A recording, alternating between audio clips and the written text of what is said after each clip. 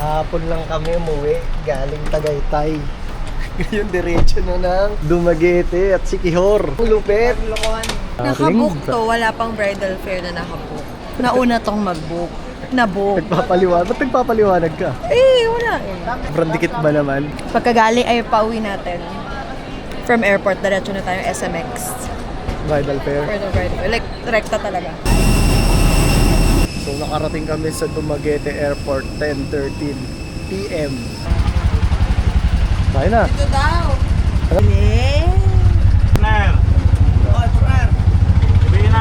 Futura by Feeling Best. Eh, nakakita ng putripan dito sa tapat. Kain muna tayo bago tayo pumasok na baka magsarado eh. Yan. First meal sa Dumaguete. Pichong baka. Ano to? Airbnb? Magkano to? Yan, 12 hours, 1,000 plus. Meron na kayong room na ganito sa Dumaguete. So, tapos diretso na bintana. Vaping ka lang muna dito.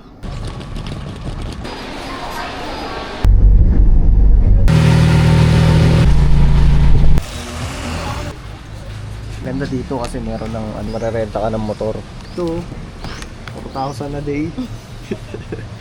Okay. Pag grupo kayo, okay yan. Sa Bermuda Triangle, bungalows. So, ganito yung mga room. Susi ng room nyo, lagay na lang ito. And then yung dalawang lights, fan, and then for the aircon. Gusto yung more Ooh. sa resort.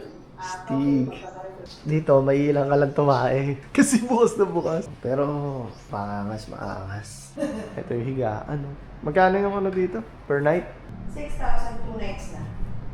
Ito yung baba lang ng gamit, diretso tour na. Pero one day tour lang yung kinuha natin. Para yung second day, bahala na. Pandiinan na kagad yung suot eh. Morning po! Ano po? Ito ang ating tour guide. Araw na!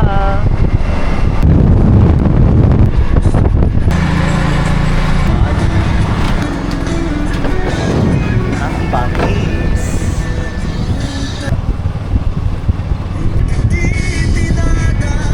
Punta kaming secret beach. Nakakahigal na. Nakita na ako ng tao.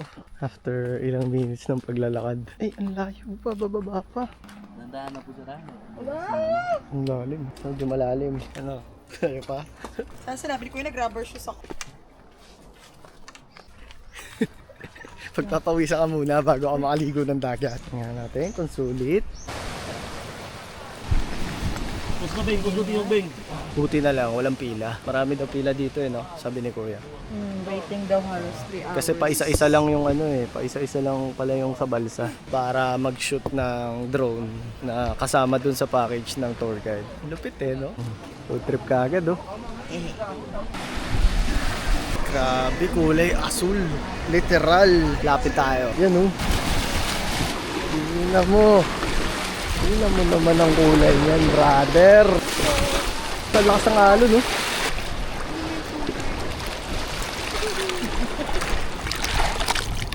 Pahirap to si Kuya. Pinapadapa kami.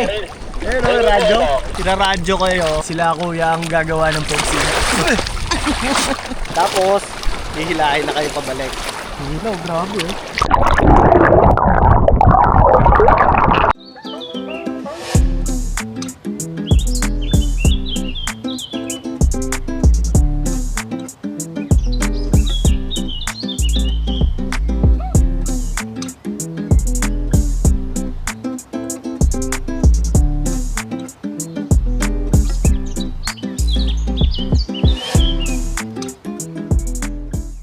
Pagkatapos ng magandang shoot, hiking ka muna.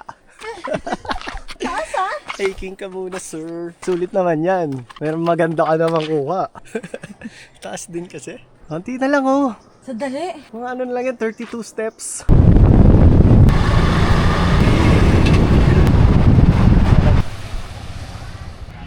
Sa Lagdoong Beach Resort. Mananghalian muna tayo dito. From Fresco dito sa ano ulit pangalan nito? Lagdoong. Sa Lagdoong Beach. Road trip namin ngayon, tanghalian. Grilled pork chop at yung kawali kay Kuya. Pusit! Ang init ng trip.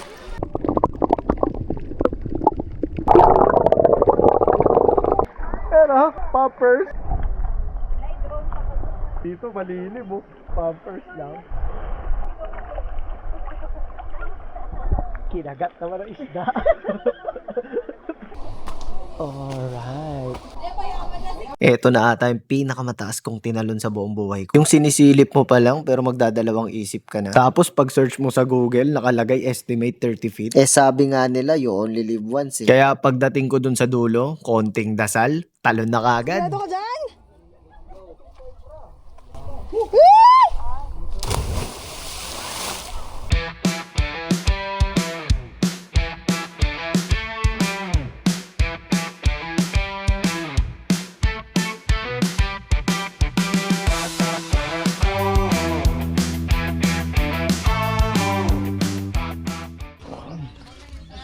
Paliton Beach. Dito na tayo magre-relax kasi kalmado lang yung dagat oh. Wala masyadong alon. Pero maganda dito mag abang ng sunset. Ayan oh. Kasi drone ni Kuya. Hello drone. Hello.